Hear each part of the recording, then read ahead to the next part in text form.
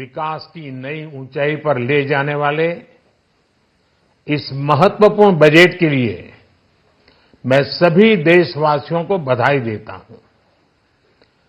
वित्त मंत्री निर्मला सीतारमण जी और उनकी पूरी टीम बहुत बहुत बधाई की पात्र है। साथियों, ये बजट समाज के हर वर्ग को शक्ति देने वाला बजट है। ये देश के गांव, गरीब किसान को समृद्धि की राह पर ले जाने वाला बजट है। पिछले 10 वर्षों में 25 करोड़ लोग गरीबी से बाहर निकले हैं। ये जो न्यू मिडिल क्लास बना है, यह बजट उनके सशक्तिकरण की निरंतरता का बजट है। इन नौजवानों को अनगिनत नए अवसर देने वाला बजट है। इस बजट से शिक्षा और स्किल को नई स्केल मिलेगी। ये मिडिल क्लास को नई ताकत देने वाला बजट है। ये जनजातीय समाज, दलित, पिछड़ों को सशक्त करने की मजबूत योजनाओं के साथ आया है। इस बजट से महिलाओं की आर्थिक भागीदारी सुनिश्चित करने में मदद मिलेगी। इस बजट से छोटे व्यापारियों, एमएसएमईज को यानी कि लघु उद्योगों का उसकी प्रगति का नया रास्ता मिलेगा। बजट में मैन्युफैक्चरिंग पर भी बल है, इंफ्रास्ट्रक्चर पर भी बल है। इससे आर्थिक विकास को नई गति मिलेगी और गति को भी निरंतरता मिलेगी। साथियों, रोजगार और स्वरोजगार के अभूतपूर्व अवसर बढ़ ये हमारी सरकार की पहचान रही है। आज का बजट इसे और सुदृढ़ करता है। देश और दुनिया ने पीएलआई स्कीम की सफलता देखी है। अब इस बजट में सरकार ने एम्प्लॉयमेंट लिंक्ड इंसेंटिव स्कीम की घोषणा की है। इससे देश में करोड़ों करोड़ों नए रोजगार बनेंगे। इस योजना के तहत जीवन में पहली नौकरी पाने वाले युवा की पहली तनख्वाह हमारी सरकार देगी। स्किल डेवलपमेंट और उच्च शिक्षा के लिए मदद हो या फिर 1 करोड़ नौजवानों को इंटर्नशिप की योजना, इससे गांव के, गरीब के मेरे नौजवान साथी, मेरे बेटे बेटी देश की टॉप कंपनियों में काम करेंगे। उनके सामने संभावनाओं के नए द्वार खुलेंगे। हमें हर शहर, हर गांव, हर घर एंटरप्रेन्योर्स बनाना है। इसी उद्देश्य से बिना गारंटी के मुद्रा लोन की लिमिट को 10 लाख से बढ़ाकर 20 लाख रुपए किया गया है। इससे छोटे कारोबारियों, विशेष रूप से महिलाओं, दलित, पिछड़े, आदिवासी परिवारों में स्वरोजगार को बल मिलेगा। साथियों, हम सब लोग मिलकर भारत को ग्लोबल मैन्युफैक्चरिंग हब बनाएंगे।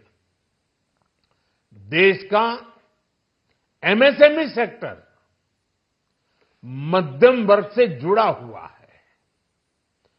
एक प्रकार से एमएसएमई सेक्टर की ओनरशिप मध्यम वर्ग ही है और इसी सेक्टर से गरीबों को ज्यादा से ज्यादा रोजगार भी मिलता है। छोटे उद्योगों की बड़ी ताकत उस दिशा में हमारा अहम कदम है। इस बजट में एमएसएमईज के लिए ईज ऑफ क्रेडिट बढ़ाने वाली नई योजना का ऐलान किया गया है। मैन्युफैक्चरिंग और एक्सपोर्ट्स इकोसिस्टम को हर जिले तक ले जाने के लिए बजट में अहम घोषणा की गई है। ई कॉमर्स, एक्सपोर्ट हब्स और फूड क्वालिटी टेस्टिंग के लिए 100 यूनिट्स, ऐसे कदमों से वन डिस्ट्रिक्ट वन प्रोडक्ट अभियान को गति मिलेगी। साथियों, ये बजट हमारे स्टार्टअप्स के लिए, इनोवेशन इकोसिस्टम के लिए ढेर सारे नए अवसर लेकर आया है। स्पेस इकोनॉमी को बढ़ावा देने के लिए 1000 करोड़ रुपए का फंड हो, एंजल टैक्स हटाने का फैसला हो, ऐसे कई सारे कदम इस बजट में उठाए गए हैं। साथियों, रिकॉर्ड हाई कैपेक्स इकोनॉमी का एक ड्राइविंग फोर्स बनेगा। 12 नए इंडस्ट्रियल नोड्स, देश में नए सैटेलाइट टाउन्स का विकास और 14 बड़े शहरों के लिए ट्रांजिट प्लान्स, इससे देश में नए इकोनॉमिक हब विकसित होंगे और बहुत बड़ी संख्या में नए रोजगार बनेंगे। साथियों, आज डिफेंस एक्सपोर्ट्स रिकॉर्ड स्तर पर है। इस बजट में डिफेंस सेक्टर को आत्मनिर्भर बनाने के लिए अनेक प्रावधान किए गए हैं। आज पूरी दुनिया में भारत के प्रति आकर्षण बढ़ा है और भारत में टूरिज्म के क्षेत्र में नई संभावनाएं बनी हैं। टूरिज्म क्षेत्र गरीब और मध्यम वर्ग के लिए कई अवसर लेके आता है। इस बजट में टूरिज्म क्षेत्र पर भी विशेष बल दिया गया है। साथियों, एनडीए सरकार ने पिछले 10 साल में ये सुनिश्चित किया है कि गरीब और मध्यम वर्ग को लगातार टैक्स से राहत मिलती रहे। इस बजट में भी इनकम टैक्स में कटौती और स्टैंडर्ड डिडक्शन में भी वृद्धि का फैसला लिया गया है। टीडीएस के नियमों को भी सरल किया गया है। इन कदमों से हर टैक्स पेयर को अतिरिक्त बचत होने वाली है। साथियों, देश के विकास के लिए भारत के पूर्वी क्षेत्र का संपूर्ण विकास पूर्वोदय के विजन द्वारा हमारे इस अभियान को नई गति, नई ऊर्जा मिलेगी। हम पूर्वी भारत में कई महत्वपूर्ण इंफ्रास्ट्रक्चर जैसे हाईवेज, वाटर प्रोजेक्ट्स और पावर प्रोजेक्ट्स का निर्माण कर विकास को नई गति देंगे। साथियों, इस बजट का एक बहुत बड़ा फोकस देश के किसान है। अन्न भंडारण के लिए दुनिया की सबसे बड़ी स्कीम के बाद अब हम वेजिटेबल प्रोडक्शन क्लस्टर्स बनाने जा रहे हैं। इससे एक और छोटे किसानों को फल, सब्जियों, अन्य उपज के लिए नए बाजार मिलेंगे, बेहतर दाम मिलेंगे, तो दूसरी ओर हमारे मध्यम वर्ग के लिए फल, सब्जियों की उपलब्धता बढ़ेगी और परिवार के लिए पोषण भी सुनिश्चित होगा। कृषि क्षेत्र में भारत का आत्मनिर्भर बनना समय की मांग है। इसलिए दलहन तिलहन की पैदावार बढ़ाने के लिए किसानों को मदद की घोषणा की गई है। साथियों, देश में गरीबी समाप्त हो, गरीब का सशक्तिकरण हो, इस दिशा में भी आज के बजट में प्रमुख घोषणाएं की गई है। गरीबों के लिए 3 करोड़ नए घर बनाना तय हुआ है। जनजातीय उन्नत ग्राम अभियान सैचुरेशन अप्रोच के साथ 5 करोड़ आदिवासी परिवारों को मूलभूत सुविधाओं से जोड़ा जाएगा। इसके अलावा ग्राम सड़क योजना 25,000 नए ग्रामीण क्षेत्रों को ऑल वेदर रोड से जोड़ेगी। इसका लाभ देश के सभी राज्यों के दूर दराज गांवों को मिलेगा।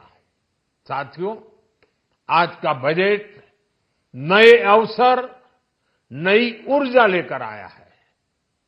ये ढेर सारे नए रोजगार, स्वरोजगार के अवसर लेकर आया है। ये बेटर ग्रोथ और ब्राइट फ्यूचर लेकर आया है। आज का बजट भारत को दुनिया की तीसरी सबसे बड़ी आर्थिक ताकत बनाने के उस पूरी प्रक्रिया में कैटलिस्ट का काम करेगा। विकसित भारत की एक ठोस नींव रखेगा। सभी देशवासियों को बहुत बहुत शुभकामनाएं। तो प्रधानमंत्री नरेंद्र मोदी को आप सुन रहे थे। किस तरीके का ये बजट है और कैसे देश के अन्य वर्गों को इससे फायदा मिलेगा, अपनी बात रखते हुए देश के प्रधानमंत्री नरेंद्र मोदी नजर आए। उन्होंने कहा कि युवाओं को अवसर देने वाला ये बजट है, जिसमें इंफ्रास्ट्रक्चर और अलग अलग सेक्टर्स पर जोर दिया गया। मोदी सरकार 3.0 का बजट पेश हो चुका है। प्रतिक्रियाएं सामने आ रही है। जयंत चौधरी कैसे देखते हैं इस बजट को, आइए आपको।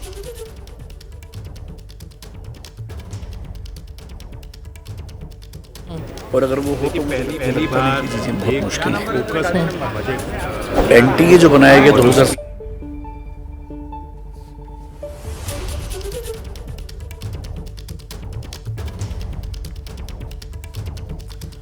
तो देखिए किस तरीके से देश का बजट आज पेश हुआ है और इसको लेकर विपक्ष हालांकि अपनी प्रतिक्रिया दे रहा है, लेकिन मोदी सरकार इस बजट को इस तरीके से बता रही है कि हर वर्ग का फायदा इस बजट से होगा। हर वर्ग को, चाहे वो कोई भी बजट हो, किसान हो, मध्यम वर्गीय हो, गरीब वर्ग के हो, सबको इसका लाभ मिलेगा। अब डिंपल यादव इस बजट को लेकर क्या कह रही हैं, सुनिए।